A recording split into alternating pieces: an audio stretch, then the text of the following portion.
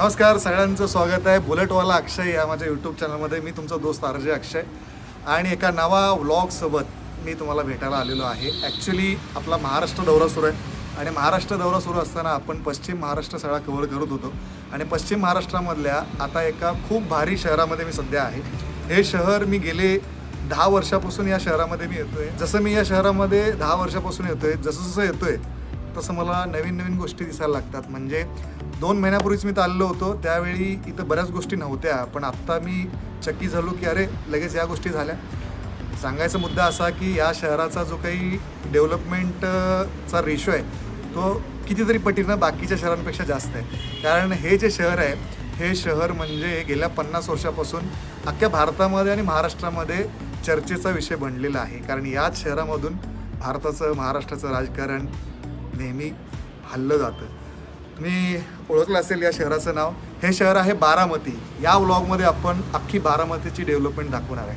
So चला मग, सध्या मी बारामतीमधल्या योगा पार्कमध्ये म्हणजे योगा सेंटर आहे तिथं आहे.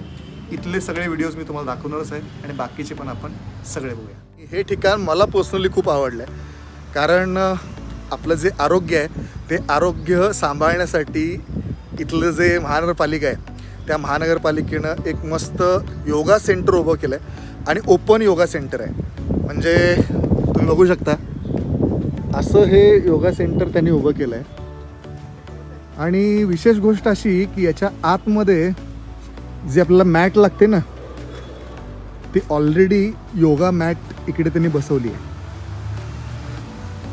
खूप असं मऊ आहे, कुशन खूप चांगलं आहे या मॅटचं आणि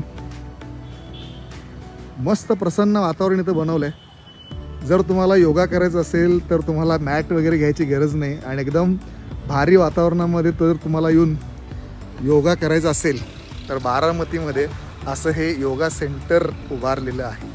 मस्त आहे. इकडे ओपन जिमसुद्धा बनवली आहे. खूप सारे इक्विपमेंट इथं लावलेले आहेत.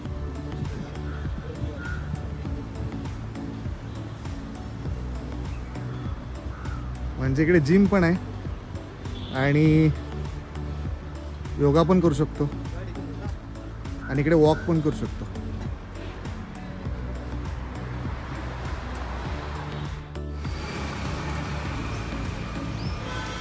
मागे जे दिसतंय ना हे तुम्ही गेस करू शकता की काय आहे. ॲक्च्युली हे इथलं वॉशरूम आहे आणि भारतामध्ये असे वॉशरूम मला नाही माहिती की पब्लिक प्लेसमध्ये कुठे असतील. बारामतीमध्ये मात्र हे असं वॉशरूम आहे. खूप दगडाचं वॉशरूम आहे आणि विचार करा की याची कॉस्ट किती असेल आणि आतमधचं ते स्वच्छ आहे. महाराष्ट्रामध्ये ना प्रत्येक ठिकाणी जर अशी वॉशरूम झाली तर किती भारी होईल महाराष्ट्र, विचार करा.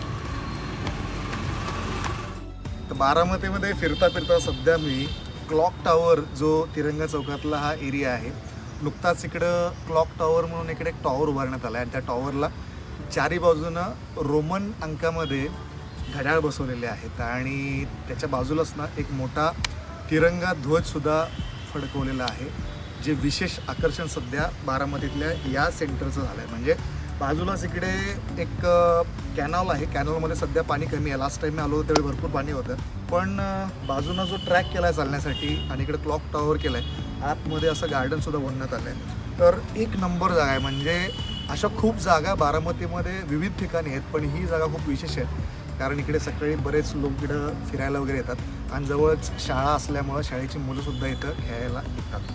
सो बेस्ट जागा आहे. मी जिथं आहे ना हा जो एरिया आहे हा क्रीडा संकुलचा एरिया आहे आणि या क्रीडा संकुल एरियामध्ये मागे तुम्हाला दिसतंय की क्रिकेटचं हे ग्राउंड आहे.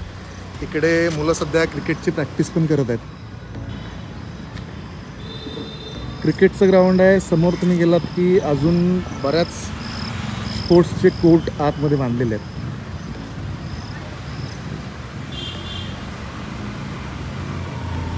इकडे हा टेनिस कोर्ट आहे.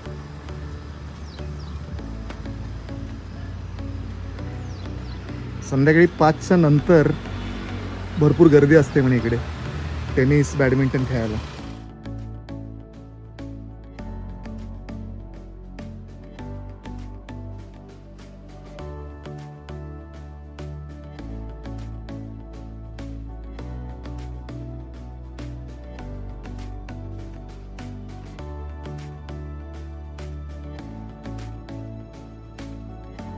आता मी आहे गरुड बागेमध्ये. गरुड बाग जी आहे ही सुद्धा बारामतीतल्या मधल्या सेंटरमध्ये आहे आणि इकडे इतकं भारी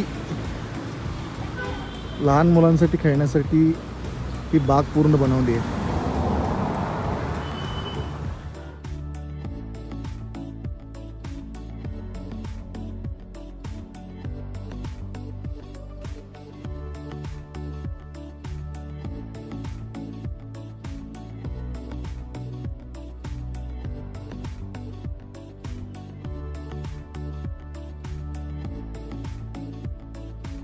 सध्या मी आहे लेक पार्क नावाचा हा एरिया आहे.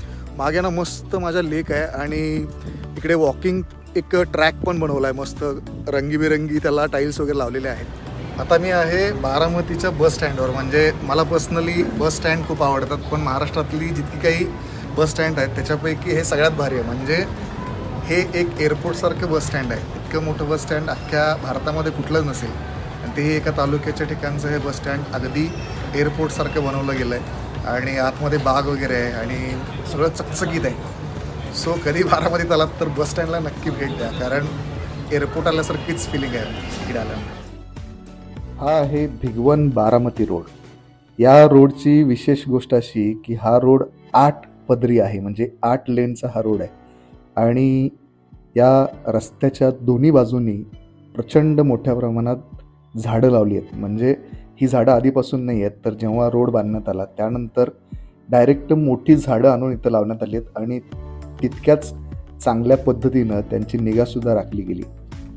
बारामती हे एज्युकेशनसुद्धा आता हब बनलं आहे. म्हणजे बारामतीमध्ये बरेच कॉलेजेस आणि स्कूल्स आहेत. आता ज्या कॅम्पसमध्ये मी आहे, हा जो कॅम्पस आहे तो नवीन कॅम्पस बनला आहे. म्हणजे बारामतीला एक नवीन medical college, MBBS medical college इथं बांधण्यात आलं आहे आणि नुकताच ते मंजूर झालं होतं काही वर्षापूर्वी आणि त्याचं बांधकाम कंप्लीट होऊन हे आता ॲडमिशनसाठी सज्ज झालं आहे. म्हणजे आता एक बॅच पण सध्या बाहेर पडली आहे. तर असं हे नवीन कॉलेज आहे. अत्यंत अत्याधुनिक जे तंत्रज्ञान आहे, म्हणजे सगळे इक्विपमेंट या मेडिकल कॉलेजमध्ये आहेत, असं बऱ्याच मेडिकल फील्डच्या मुलांकडून मी ऐकलं आहे. म्हणजे कॉलेज नवीन आहे, फॅकल्टीज वगैरे नवीन आहेत, पण या कॉलेजमध्ये ॲडव्हान्स टेक्निक सगळे इक्विपमेंट आहेत. ही जी इमारत दिसते ही सुद्धा खूप महत्त्वाची इमारत आहे. म्हणजे या इमारतीमध्ये महिलांसाठी खास रुग्णालय उभारण्यात आलं आहे. म्हणजे एका तालुक्याच्या ठिकाणी खास महिलांसाठी सेपरेट रुग्णालय उभारण्यात आलं आहे आणि इथं 200 बेडचं रुग्णालय. इथं बऱ्याच मोठ्या प्रमाणामध्ये प्रसूती होतात महिलांच्या आणि आजकाल प्रायव्हेट हॉस्पिटलमध्ये जाण्यापेक्षा या रुग्णालयामध्ये येणाऱ्यांची संख्या जास्त आहे. आता मी आहे बारामतीच्या स्टेडियममध्ये आणि हे जे स्टेडियम आहे हे तालुक्याच्या ठिकाणचं स्टेडियम आहे. इतकं मोठं स्टेडियम, तेही तालुक्याच्या ठिकाणी बांधलेलं हे स्टेडियम आहे. क्रिकेट स्टेडियम आहे आणि डॉक्टर बाबासाहेब आंबेडकर स्टेडियम असं या स्टेडियमचं नाव आहे. आणि विशेष गोष्ट अशी की या स्टेडियमच्या उद्घाटनाला भारतरत्न सचिन तेंडुलकर साहेबसुद्धा इथं आलेले होते. मस्त स्टेडियम आहे. तुम्ही कधी इथं आलात ना तर इथं पण येऊ शकता. बसायचे स्टँड्स वगैरे एकदम भारी अप्रतिम पद्धतीनं बनवलेले आहेत. असं वाटत नाही की तालुक्याच्या ठिकाणचं हे स्टेडियम आहे. इकडे रणजीचे सुद्धा काही मॅचेस होतात आणि इकडे एक अकॅडमी पण आहे. ही अकॅडमी धीरज जाधव जे रणजीचे क्रिकेटर होते, महाराष्ट्राकडून खेळायचे, तर त्यांच्याकडं सुपूर्द केली आणि ते इथली अकॅडमीसुद्धा चालवतात. तर इन फ्युचरमध्ये बारामती शहरातून सुद्धा खूप चांगले क्रिकेटर्स आपल्या महाराष्ट्राच्या, मुंबईच्या संघाला किंवा भारताच्या संघाला इन फ्युचरमध्ये मिळू शकतात. कारण आपले शरदचंद्रजी पवार साहेब हेच BCIचे आणि ICCचे अध्यक्ष होते. त्याच्यामुळं बारामतीमध्ये क्रिकेट कल्चर मोठं होणं साहजिकच आहे. तर आपण दिवसभर बारामती शहर अख्खं फिरून काढलेलं आहे. बऱ्याच गोष्टी मी तुम्हाला दाखवलेल्या आहेत. इथली विकासाची सगळी कामं तुमच्यासमोर दाखवण्याचा प्रयत्न केला आहे, पण इतकी इथं विकासाची कामं आहेत की सगळं दाखवणं शक्य नाही झालं मला. तरीसुद्धा मी बऱ्यापैकी दाखवण्याचा प्रयत्न केलेला आहे आणि आजचा दिवस इथंच संपतो आहे. त्याच्यामुळं शेवट इथंच होतं. परत आपण भेटूया पुढच्या व्हिडिओमध्ये, कारण एका दिवसामध्ये हे काही शक्य झालं नाही सगळं कव्हर करणं. तर हा जर व्हिडिओ तुम्हाला आवडला असेल तर नक्की लाईक करा. चॅनल माझं जे बुलेटवाला अक्षय आहे ते नक्की सबस्क्राईब करा आणि इंस्टाग्रामवर पण मला तुम्ही फॉलो करू शकता. RJ अक्की हे माझं इंस्टाग्रामचं पेज आहे आणि RJ अक्षय हे माझं फेसबुकचं पेज आहे, तिकडे सुद्धा तुम्ही मला फॉलो करू शकता. आणि पुढच्या व्हिडिओमध्ये परत भेटूया. तोपर्यंत स्वतःची काळजी घ्या. Tata, take care, bye bye.